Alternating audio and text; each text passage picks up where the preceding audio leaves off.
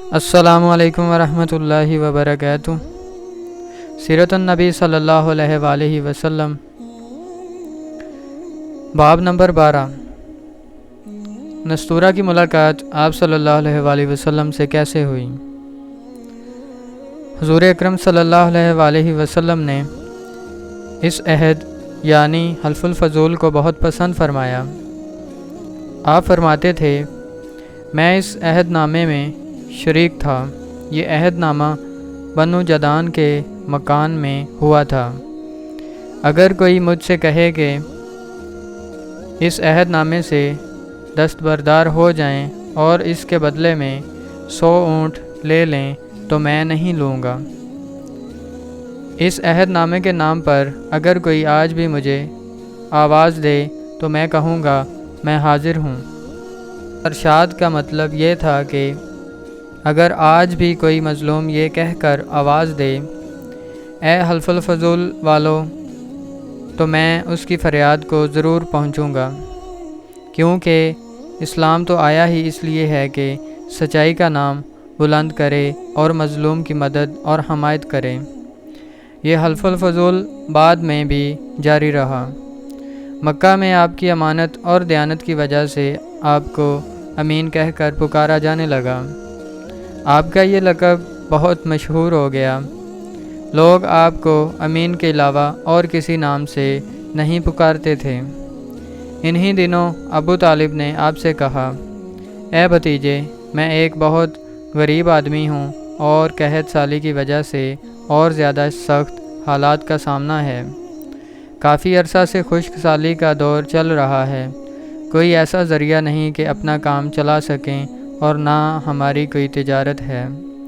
ایک تجارتی قافلہ شام جانے والا ہے، اس میں قریش کے لوگ شامل ہیں۔ قریش کی ایک خاتون ختیجہ بنت خویلد شام کی طرف اپنا تجارتی سامان بھیجا کرتی ہیں۔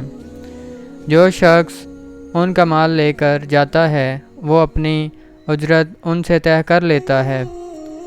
اب اگر تم ان کے پاس جاؤ اور ان کا مال لے جانے کی پیشکش کرو تو وہ ضرور اپنا مال تمہیں دے دیں گی، کیونکہ تمہاری امانت داری کی شہرت ان تک پہنچ چکی ہے۔ اگرچہ میں اس بات کو پسند نہیں کرتا کہ تم شام کے سفر پر جاؤ، یہودی تمہارے دشمن ہیں، لیکن حالات کی وجہ سے میں مجبور ہوں۔ اس کے علاوہ کوئی چارہ بھی نہیں۔ یہاں تک کہ ابو طالب خاموش ہو گئے۔ تب آپ نے فرمایا، ممکن ہے وہ خاتون خود میرے پاس کسی کو بھیجیں۔ یہ بات آپ نے اس لیے کہی تھی کہ سیدہ ختیجہ رضی اللہ تعالیٰ عنہ کو ایک بااعتماد آدمی کی ضرورت تھی، اور اس وقت مکہ میں آپ سے زیادہ شریف، پاک باز، امانت دار، سمجھدار اور قابل اعتماد آدمی کوئی نہیں تھا۔ ابو طالب اس وقت بہت پریشان تھے۔ آپ کی یہ بات سن کر انہوں نے کہا، اگر تم نہ گئے تو مجھے ڈر ہے وہ کسی اور سے معاملہ طے کر لیں گی۔ یہ کہہ کر ابو طالب اٹھ گئے۔ ادھر آپ کو یقین سا تھا کہ سیدہ ختیجہ رضی اللہ تعالیٰ عنہ خود ان کی طرف کسی کو بھیجیں گی، اور ہوا بھی یہی۔ سیدہ ختیجہ رضی اللہ تعالیٰ عنہ نے اللہ کے رسول صلی اللہ علیہ وآلہ وسلم کو بلایا اور پھر آپ سے کہا، میں نے آپ کی سچائی، امانت داری اور نیک اخلاق کے بارے میں سنا ہے، اور اسی وجہ سے میں نے آپ کو بلوایا ہے۔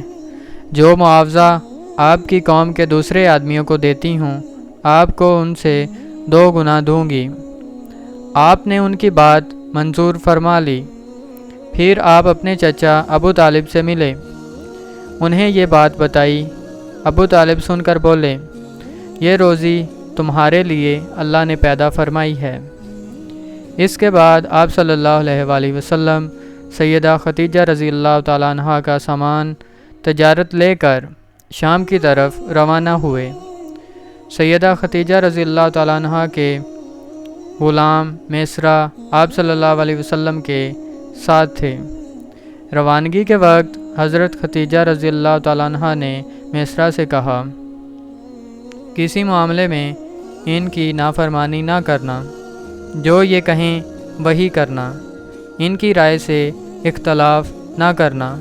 آپ صلی اللہ علیہ وآلہ وسلم کے سب چچاؤں نے قافلے والوں سے آپ کی خبر گیری رکھنے کی درخواست کی۔ اس کی وجہ یہ بھی تھی کہ ذمہ داری کے لحاظ سے یہ آپ صلی اللہ علیہ وآلہ وسلم کا پہلا تجارتی سفر تھا۔ گویا آپ صلی اللہ علیہ وآلہ وسلم اس کام میں بالکل نئے تھے۔ ادھر آپ روانہ ہوئے، ادھر آپ صلی اللہ علیہ وآلہ وسلم کا موضوع شروع ہو گیا۔ ایک بدلی نے آپ صلی اللہ علیہ وآلہ وسلم کے اوپر سایہ کر لیا۔ آپ صلی اللہ علیہ وآلہ وسلم کے ساتھ ساتھ چلنے لگی۔ جب آپ صلی اللہ علیہ وآلہ وسلم شام پہنچے تو بصرہ شہر کے بازار میں ایک درخت کے سائے میں اترے۔ یہ درخت ایک عیسائی راہب نستورہ کی خانقاہ کے سامنے تھا۔ اس راہب نے میسرہ کو دیکھا تو خانقاہ سے نکل آیا۔ اس وقت اس نے آپ صلی اللہ علیہ وآلہ وسلم کو دیکھا۔ آپ صلی اللہ علیہ وآلہ وسلم درخت کے نیچے ٹھہرے ہوئے تھے۔ اس نے میسرہ سے پوچھا، یہ شخص کون ہے جو اس درخت کے نیچے موجود ہے؟ میسرہ نے کہا، یہ ایک قریشی شخص ہیں، حرم والوں میں سے ہیں۔ یہ سن کر راہب نے کہا، اس درخت کے نیچے نبی کے سوا کبھی کوئی آدمی نہیں بیٹھا۔ مطلب یہ تھا کہ اس درخت کے نیچے آج تک کوئی شخص نہیں بیٹھا۔ اللہ تعالیٰ نے اس درخت کو ہمیشہ اس سے بچایا ہے کہ اس کے نیچے نبی کے سوا کوئی دوسرا شخص بیٹھے۔ اس کے بعد اس نے میسرہ سے پوچھا، کیا ان کی آنکھوں میں سرخی ہے؟ میسرہ نے جواب دیا، ہاں بالکل ہے، اور یہ سرخی ان کی آنکھوں میں مستقل رہتی ہے۔ اب نستورہ نے کہا، یہ وہی ہیں۔ میسرہ نے حیران ہو کر اس کی طرف دیکھا اور بولے، کیا مطلب؟ یہ وہی ہیں؟ کون وہی؟